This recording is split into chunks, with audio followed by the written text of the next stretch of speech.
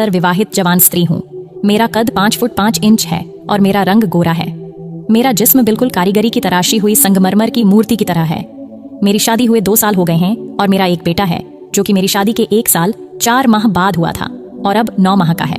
जब वह 4 माह का था तब मेरे पति का तबादला दुबई में हो गया था क्योंकि उनका क्षेत्र इंटरनेशनल था, इसलिए वह परिवार को अपने साथ नहीं ले जा सकते थे। उन्हें हर 12 माह के बाद 1 माह के लिए भारत आने की इजाजत थी। विदेश जाना उनकी मजबूरी थी, इसलिए मुझे और मेरे 4 माह के बेटे को अकेला छोड़ गए थे।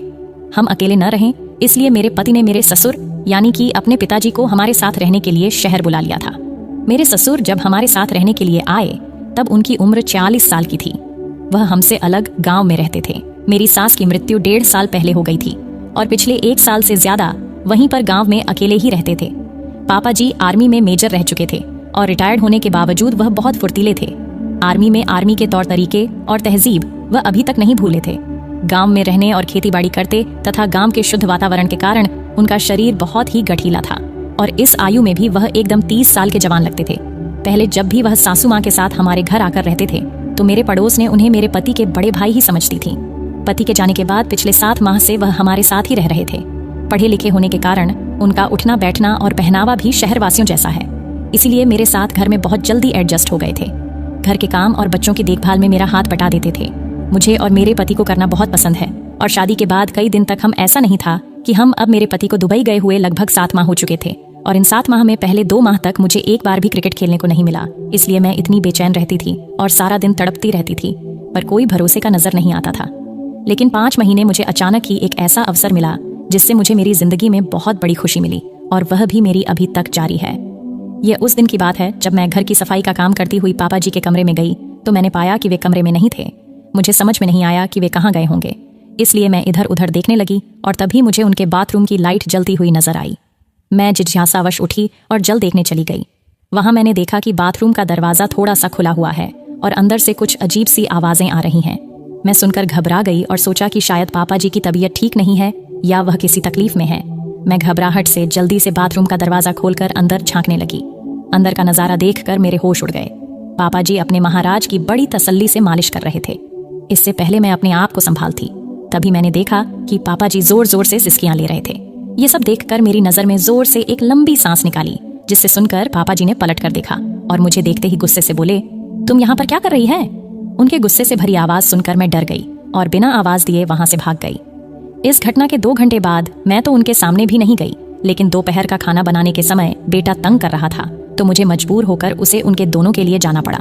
तब बिल्कुल भी पापा सामान्य तरीके से पेश आए। इससे मेरी जान में जान आई और मैं भी उनके सामने आने जाने लगी तथा सामान्य तरीके से व्यवहार करने लगी। लेकिन उस घटना के बाद अगले दिन भी मैं उस नजारे के बारे में सोचती रही। अगले दिन रात को सोने के समय मेरा बेटा बहुत रोने लगा। जब वह चुप नहीं हुआ तो मैं उसे पापा जी के कमरे में ले गई और उन्हें देकर उनसे चुप करवाने का आग्रह किया। पापा जी ने गोद में लिया और मुझे तेल लाने को कहा। मैंने उन्हें तेल लाकर दिया तो उन्हें मेरे बेटे के पेट पर तेल मलना शुरू कर दिया। कुछ ही देर में बेटा चुप होकर उनकी गोदी में सो गया।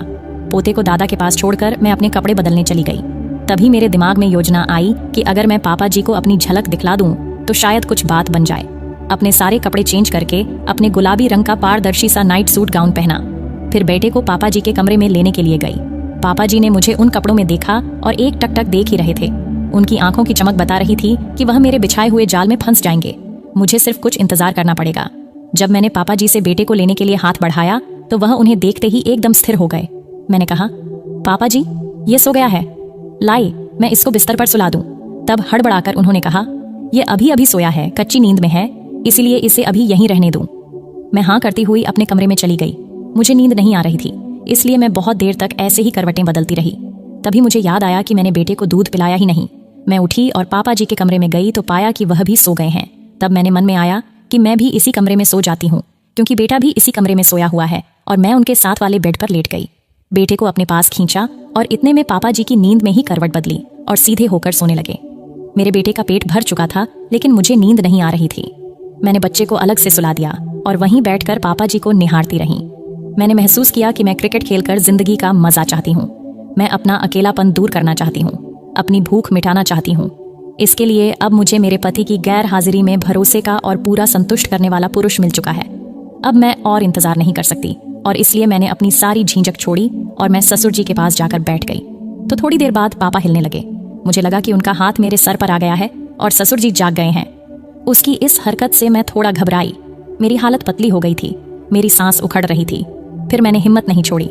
करीब 1 घंटे के बाद पापा जी का हाथ मेरे सर से हटा और नीचे आ गया। उनकी इस हरकत से मैं बहुत ज्यादा प्रसन्न हुई। मुझे अभी मजा आना शुरू ही हुआ था कि पापा जी उठकर बैठ गए और उनकी नींद खुल गई थी। उन्होंने मुझे झटके के साथ अलग कर दिया। फिर उन्होंने उठकर एक लाइट जलाई और वह कच्चे होकर मुझे देखने लगे। मैंने जवाब दिया, पापा जी मैं तो वही कर रही थी जो आप चाहते थे। पापा बोले, मैंने ऐसा करने को कब कहा है? तुम्हें ऐसा नहीं करना चाहिए था और माफ कर देना चाहिए था। पापा जी फिर बोले, मैंने आज तक आपको कोई भी आदेश का इशारा कभी नहीं टाला, तो मुझे कैसे मना मानती? मैंने उत्तर दिया, अरे मैं तो नींद में और सपने में था, जिससे यह सब तुम्हारी सांस कर रही थी, इसलिए मैंने ऐसा इशारा किया होगा। मैंने कहा, पापा जी तो क्या हो गया? अगर मैंने इशारे को आपका देह समझकर आपकी सेवा भी कर दी तो आपका सपना और मेरा कर्तव्य पूरा हो गए हैं। अरे तू बात क्यों नहीं समझ रही है? मैं नादान बनती हुई बोली। इससे पहले कि वह कुछ कहे और बात ज्यादा बिगड़े, मैं उठकर खड़ी हो गई। उन्हें आगे कुछ बोलने का कोई मौका दिए बिना मैं उनके पैरों को पकड़कर नीचे बैठ गई। पापा जी कुछ नहीं बोले और चुपचाप खड़े रहे। मैं समझ गई कि अब लोहा गर्म है और चोट मारने का समय आ गया है। बस दोस्तों, मेरा ससुर अब निकल चुका था। उसके बाद बिना कुछ सोचे समझे मेरे ससुर मेरे साथ मस्त वाला क्रिकेट का खेल खेलने लगा। मेरे ससुर ने मेरे साथ लगभग 2 से 3 घंटे तक मस्त